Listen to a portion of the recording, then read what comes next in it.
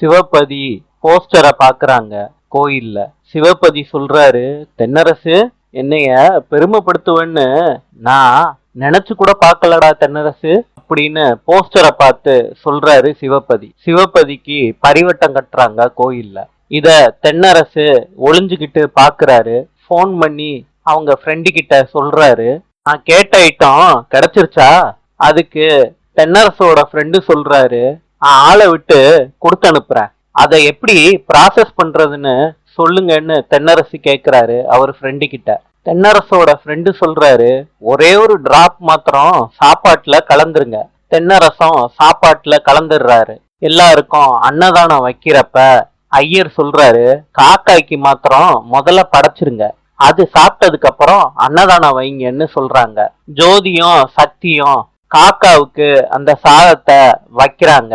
எல்லா காக்காயும் சாப்பிடுறாங்க அந்த சாப்பாட. இத பார்த்துட்டு ஜோதியும் சக்தியும் போயிடுறாங்க.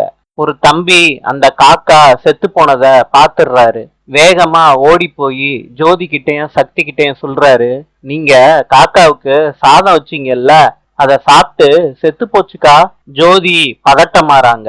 சக்தி சொல்றாங்க, முதல்ல இந்த விஷயத்த போய் மாமா கிட்ட சொல்லுவோம். சக்தியும் ஜோதியும் வேகமா போறாங்க சிவபதி கிட்ட சொல்றதுக்கு. சிவபதி எல்லாருக்கும் அன்னதானம் போட்டுக்கிட்டு இருக்காரு. நாளை சந்திப்போம்.